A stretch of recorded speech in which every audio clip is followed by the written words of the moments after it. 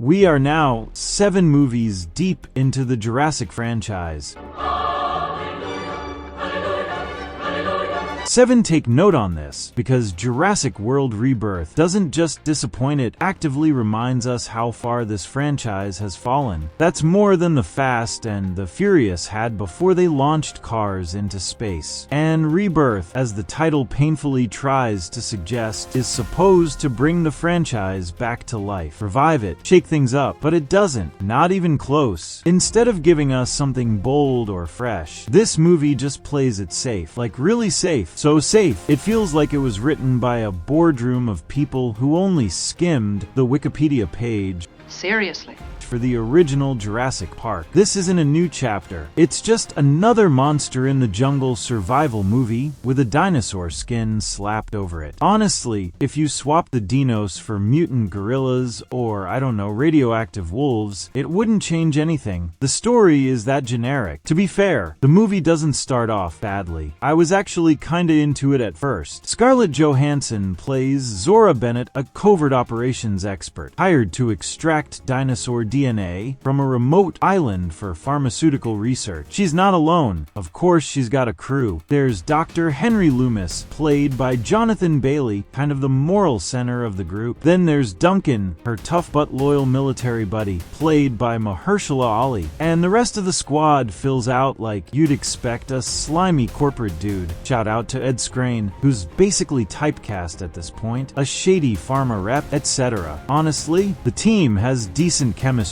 There's some genuine warmth between them, especially in the scenes where they're just talking, bonding, processing past trauma. I was like, wait, is this going to be an actual character-driven story? Are they trying? But nope, that lasts maybe 20 minutes. Once they hit the island, all the character depth and setup gets thrown out like leftover pizza crust. They become stock archetypes again. People who run, scream, shoot, split up for no reason, rinse, and repeat. Look, I get it, it's a Jurassic Park movie. There are things we expect to see. A T-Rex? Sure. A majestic slow-motion shot of a Brachiosaurus walking through mist? Absolutely. Someone getting chomped mid-sentence while giving a speech about man playing God? I mean, of course, but at some point, it stops feeling like tradition and just starts feeling lazy. Every beat in this movie is recycled from something we've seen before. The big dino chase scene? Check. The group stumbling into a dinosaur nesting ground? Check. An evil business person who wants to sell dino science to the highest bidder? You already know. Even the kids in danger trope shows up again, like it's contractually required. And yeah, I know nostalgia is part of the brand, but you can't just rely on nostalgia. It's like reheating leftovers. Sure, it might still be edible, but it's never going to taste as good as the first time. Here's what really stings. The dinosaurs don't even look good. I wish I was joking. Aside from one decent scene on a boat with the Mosasaurus, most of the dinos, including the supposedly terrifying hybrids teased in the trailers, look like they were rendered on an outdated PS4. They're weightless, glossy, they don't blend into the environment. And that's a massive problem when your entire movie hinges on believable dinosaurs. This franchise was literally built on groundbreaking visual effects. The original Jurassic Park was made in 1993 and still looks better than this movie. Why? Because it used a blend of CGI and practical animatronics. It had texture, presence, a sense of realism that made everything hit harder. But in Rebirth, it's all digital noise. The monsters don't feel scary, they feel like animated overlays. And just when you think the movie is going to settle into its generic groove, it throws in a totally unnecessary subplot. We've got this random family, a dad, his 2 daughters, and one of the daughter's boyfriends. They're out sailing through waters known to be crawling with dinosaurs. Why? No idea. They eventually crash and wind up on the island, bump into the main group, then get separated and go on their own little mini adventure. This subplot adds nothing.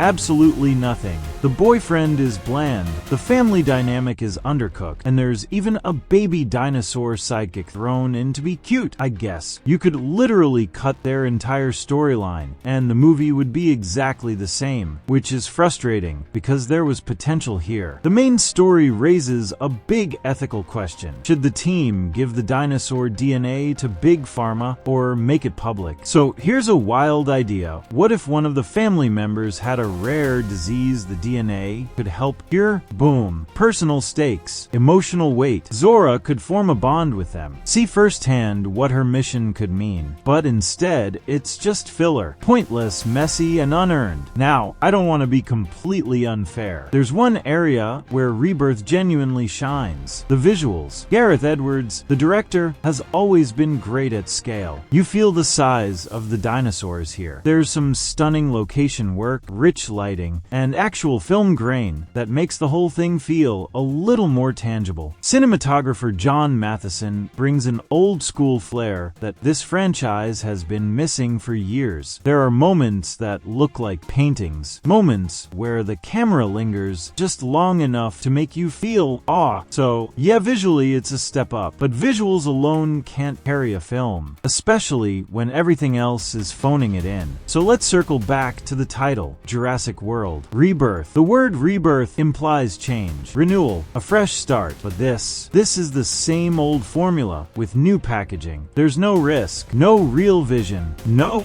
reason this story had to be told. It just exists. And yeah, sure, it's not as bad as Dominion, but that's a low bar. It's like saying lukewarm soup is better than cold soup. You're still just eating soup. Jurassic World Rebirth isn't a total disaster. There are moments of fun, some solid performances, a few well-directed sequences, but it's also hollow, predictable, and most importantly forgettable. It had a chance to do something bold, to revitalize the franchise, but instead it played it safe and gave us the most aggressively okay movie in the entire series. So if all you want is dinosaur chases and pretty backdrops, go for it. Have a good time. But if you're hoping for a real rebirth of the Jurassic legacy, you'll walk out of the theater wondering why we're still digging up these cinematic fossils.